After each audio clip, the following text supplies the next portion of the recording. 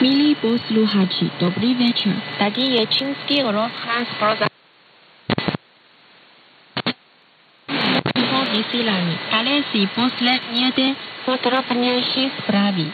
Čína bude mít v budoucích 10 letech 7% až 8% tempo ekonomického růstu. S rozvojem všestranných reform bude potenciál ekonomického růstu v Číně dále uvolněn. Podle odhadu bude mít Čína v budoucích 10 letech 7% až 8% ekonomický nárůst. Tuto informaci sdělil v úterý náměstek čínského ministra financí Zhu Guangyao v Pekingu.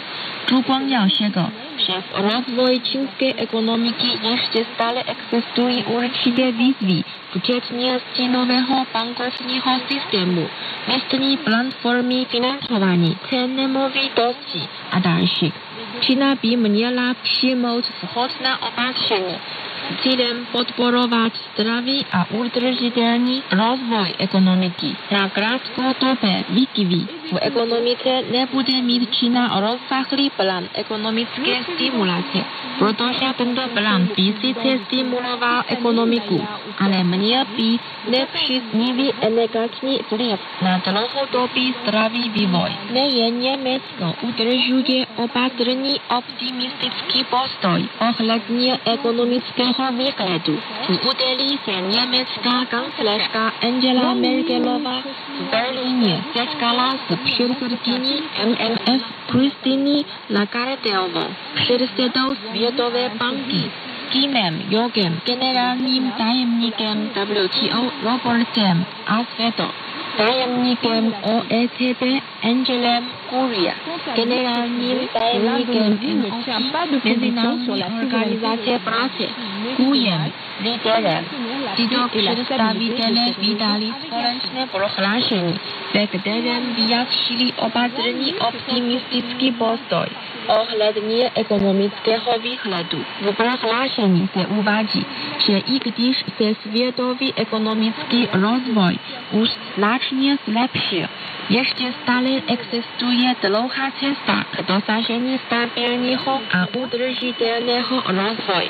Mezinárodní měnový fond odhaduje, že světový ekonomický nárůst činí v letošním a v příštím roce 3,6% a 3,9%.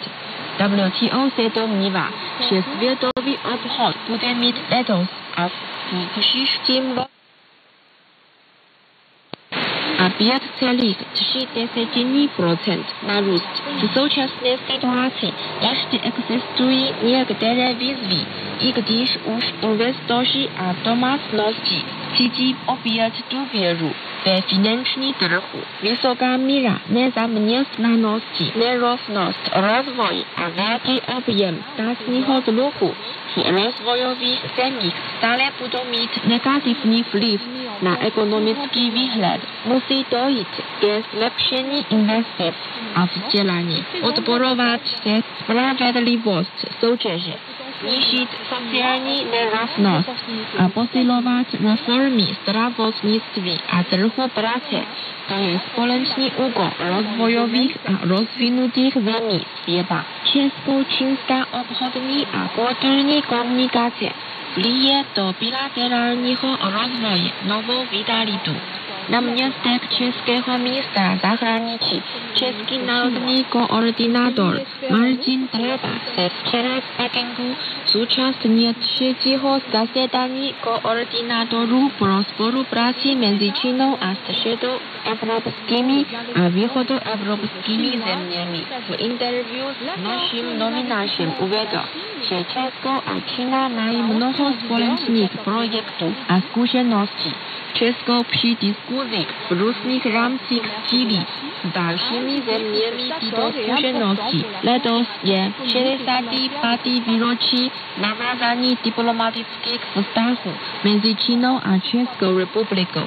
Série bilaterálních obchodních a kulturních akcí jistě vlije do rozvoje česko-čínských vztahů novou vitalitu.